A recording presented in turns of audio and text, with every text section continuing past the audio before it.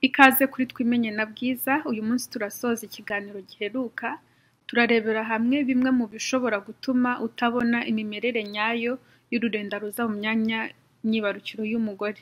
Ushaka kumenya byinshi ku bijyanye n'urwo rurenda ruza mu myanya myibarukiro y'abagore, wareba ikiganiro giheruka. Mbere yuko dutangira ikiganiro cyacu, nabibutsa kwiyandikisha ku rubuga rwacu mukanda kuri subscribe. Ikindi nabibutsa ko ibiganiro binyura hano ari ibyo kungurana ubumenyi ku bijyanye n'uburumbuke bw'umugore ndetse n'ubuzima bw'imyororokere muri rusange. Ushaka kubikoresha ku zindi mpamvu zijyanye n'ubuzima harimo kuboneza urubyaro n'ibindi, ni byiza ko ujya ku babihuguriwe bakagufasha byimbitse. Ikintu cya mbere gishobora gutuma utabona imimerere nyayo y'ururenda harimo gukaraba mu nda ibyara mo imbere ukoresheje ibirenze amazi. Urugero, ugakoresha amazi n'isabune ndetse n'ibindi bintu bitandukanye bakoresha.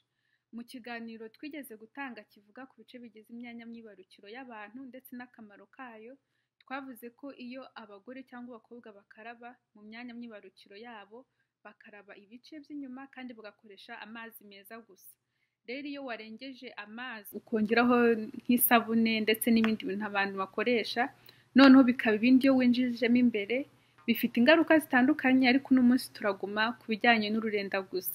Urumva ko nimba ukarabyemo imbere, urakarabamo na rwa rurenda, byose ubikarabemo ubikuremo. Birashoboka ko uwo munsi ushobora kureba ururenda ukavuga uti nta rurenda mfite, ukaba wavuga uti ntabwo nshobora gutwita, cyangwa se igihe ndimo amahirwe yo gutwita ni make. Ugasanga impamvu nta rurenda wabonye ni uko warukarabye rukavamo muri uwo munsi. Waba uri kwirinda gusama, ukaba ushobora gusama mu gihe ukoze imibonano mpuzabitsina idakingiye, kubera ko wibeshye yuko nta rurenda ufite kandi urufite, ahubwo ari uko warukarabye none ukaba utari kurubona. Icya kabiri gishobora gutuma utabona imimerere y'ururenda uko bikwiye harimo uburwayi nk'ibyo bita infection vaginale mu gifaransa. Icyiza ni uko iyo usanzwe ureba uko ururenda rwawe ruhindagurika umunsi ku munsi, ukwezi ku kwezi, uba ushobora kubona ko ibintu bidasanzwe.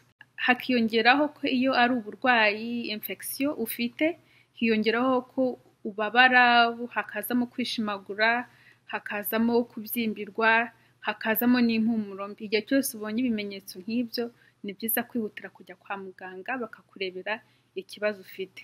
Icya gatatu gishobora gutuma utabona imimerere nyayo y'ururenda harimo imvubura zituruka muri seminal gland. Mu kiganiro twatanze kivuga ku bice bigize imyanya myibarukiro y'abantu ndetse n'akamaro kayo, twabonye ko ku mugabo amasohoro igice kinini 65% aba agizwe n'imvubura zituruka muri seminal gland. Mu kiganiro gishize twabonye yuko ururenda mu mugore uko rugenda ruhindagurika, rugenda rwisanisha n'imvubura zituruka muri seminal gland. Bikanagira akamaro kamwe, kubera ko twabonye ko iyo intangangabo mu masohoro zinjiye mu mugore, ururenda rwe nirwo rufasha mu gutunga izo ntangangabo kugira zibeho, rukanafasha intangangabo koga zizamuka zijya guhura n'igi. Rero bivuze ko uramutse wakoze imibonano mpuzabitsina nk'uno munsi warangiza ukajya kureba ururenda, biroroshye ko ushobora kureba ururenda uri kureba imvubura zituruka muri seminal gland zari ziri mu masohoro, ukaba wabyitiranya. Bityo ukaba ushobora kuvuga uti mfite ururenda rumeze gutya, kandi wenda atari rwo, ahubwo ari ukuri kureba za mvubura zituruka muri seminal gland zigize amasohoro. Icya kane gishobora gutuma utabona imimerere nyayo y'ururenda harimo n'ububobere buza iyo umugore ashaka gukora imibonano mpuzabitsina. Ushobora kureba ukaba wabyitiranya n'ururenda, ukaba wavuga uti ururenda rw'uno munsi rumeze gutya, kandi atari byo, ahubwo uri kureba ububobere buza umugore ashaka gukora imibonano mpuzabitsina.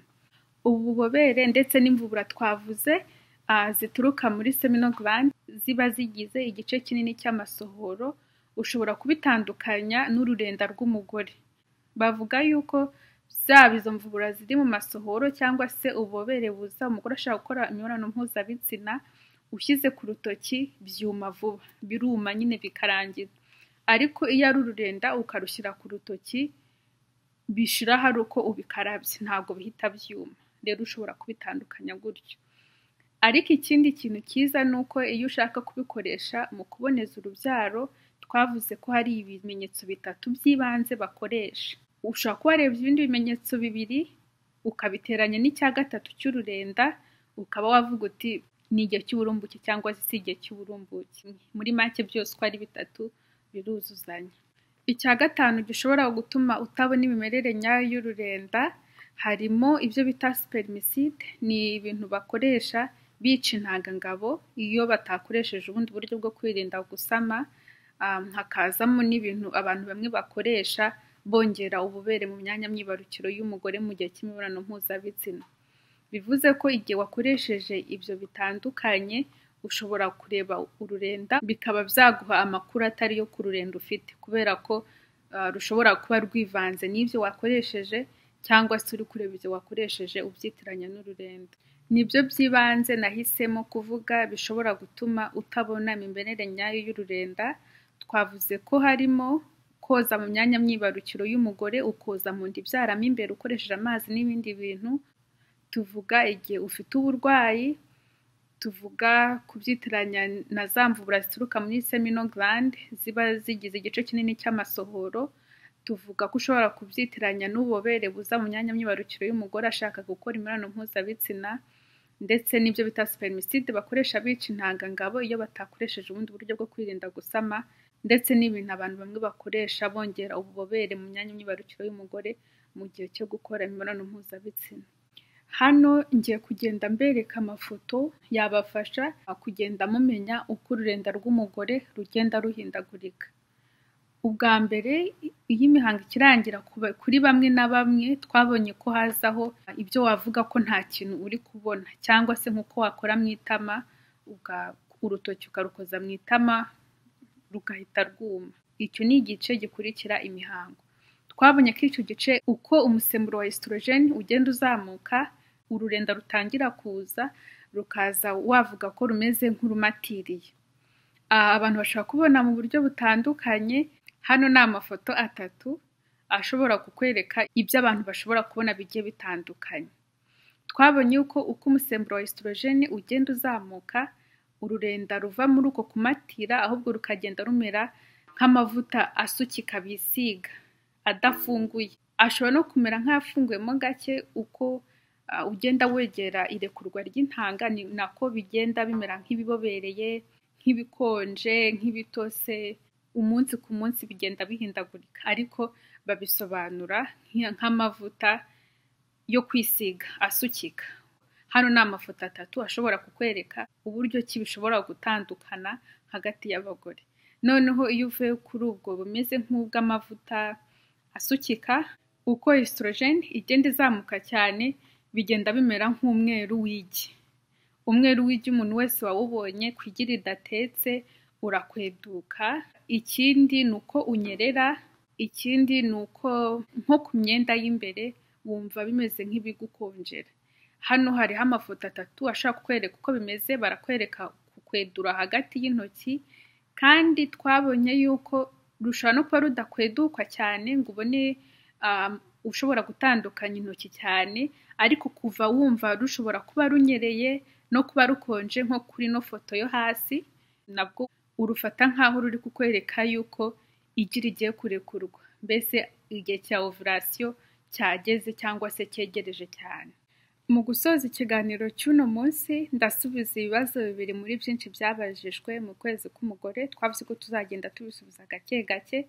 Ibindi byinshi bigiye biri mu biganiro n'ubundi tuzabagezaho mu minsi iri imbere. Ikibazo cya mbere kirabaza ngo ese umugore arenzaho iminsi ingahe nyuma ya ovulation kugira ngo yongere akore imibonano mpuzabitsina? Igisubizo kuri iki kibazo navuga ko biterwa n'icyo ugamije, kubera ko ushobora no gukora imibonano mpuzabitsina ku munsi wa ovulation nyirizina.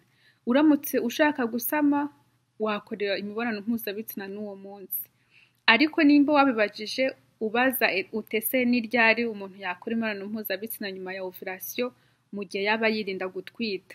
Tuzabigarukaho cyane tureba amategeko bagenderaho ku bantu birinda gusama, ariko muri rusange nimba washoboye kumenya ngo uno munsi habaye ovulation ubizi neza, urenzaho iminsi 3. Tuvuge ovulation yabaye ku wa mbere, urarenzaho ku wa kabiri, ku wa gatatu, ku ku wa kane nimugoroba uba ushobora gukora imibonano mpuzabitsina idakingiye ntusame, kubera ko twabonye ko igi rishobora kumara hafi amasaha 24 ritarapfa.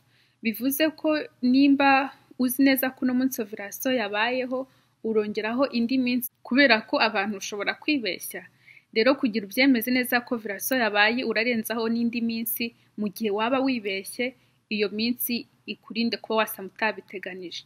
Ikibazo cya kabiri kirabaza kiti ese umukobwa cyangwa umugore asama ari mu mihango cyangwa asama nyuma y'imihango? Hari amahirwe y'uko ushobora gusama igihe wakoze imibonano mpuzabitsina uri mu mihango.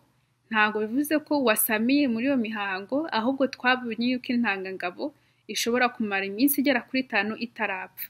Rero ushobora gukora imibonano mpuzabitsina idakingiye uri mu mihango, intangangabo ikagira amahirwe yo kuba yabaho igategereza ko ovulation ibaho. Hano biterwa n'iminsi iba mu kwezi kwawe, nabisobanura ndi gushushanya. Twabonye ko iminsi idahinduka mu kwezi k'umugore ari iminsi iba nyuma ya ovulation, kandi twabonye ko iyo minsi iba iri hagati ya 12 na 16. Mu gusubiza kino kibazo ndafata iminsi myinshi ishoboka. Muri runo rugero ndaza gukoresha Aline agira iminsi 16 nyuma ya ovulation, kandi turavuga ko Aline amara mu mihango iminsi 5. Tuvuge ko Aline ukwezi kumwe yagize iminsi 28. Ukundi kwezi iminsi iragabanuka agira iminsi 25. Ukundi kwezi iminsi ikomeza kugabanuka agira iminsi 24. Twavuze ko Aline amara iminsi 5 ari mu mihango. Niba agira iminsi 16 nyuma ya ovulation, ubwo mu kwezi gufite iminsi 28 ovulation yabaye ku munsi wa 12.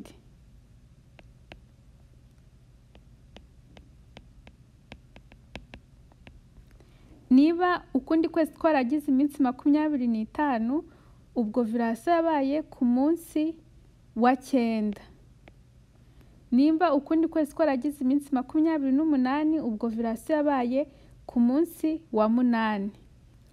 Muri ano mezi 3 hose azaba afite iminsi 16 nyuma ya ovulation. Tuvuge ko Aline yakoze imibonano mpuzabitsina idakingiye ari mu mihango akayikora ku munsi wa 4.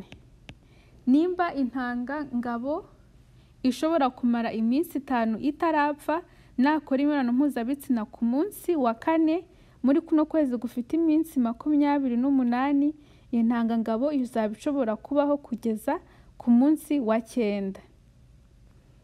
Icyo gihe urabona ko hagati y'umunsi wa 9 n'uwa 12 harimo igihe kinini intanga izaba yapfuye. Bivuze ko mu kwezi kw'iminsi 28 Aline ntago azaba ashobora gusama mu gihe yakoze imibonano mpuzabitsina idakingiye ku munsi wa 4 ari mu mihango. Mu kwezi gufite iminsi 25, nimba Aline yakoze imibonano mpuzabitsina idakingiye ku munsi wa 4, kandi twabonye ko intangangabo ishobora kumara iminsi 5 itarapfa, bizageza ku munsi wa 9 ari nawo munsi wa ovulation, intangangabo ishobora kuba yasanganira igi bigakora umwana. Bivuze ko hano hari amahirwe menshi ko ashobora gusama. Kimwe no ku kwezi gufite iminsi 24 nakora imibonano mpuzabitsina idakingiye, kandi intangangabo ikaba ishobora kumara iminsi 5 itarapfa kugeza ku munsi wa 9. Muri kuno kwezi ho ovulation izaba yabaye nyuma y'iminsi 4 akoze imibonano mpuzabitsina. Bivuze ko na hano hari amahirwe y'uko yasama. Muri make ku bagore bamwe na bamwe hari amahirwe y'uko ushobora gusama mu gihe wakoze imibonano mpuzabitsina idakingiye uri mu mihango. Ibyo bireba cyane cyane abagore bafite amezi magufi. Ariko abagore bafite amezi maremare amahirwe yo kuba basama mu gihe bakoze imibonano mpuzabitsina idakingiye bari mu mihango ni make cyane, cyangwa se nta n'ayahari. Ikiganiro cy'uyu munsi n'aha tukirangirije, ibiganiro bikurikiraho tuzabikomeza tureba ibimenyetso 3 by'ibanze bareberaho uburumbuke bw'umugore. Narangiza nanone mbibutsa kwiyandikisha kuri channel yacu mukanda kuri subscribe. Murakoze murakarama naho ubutaha. Bye.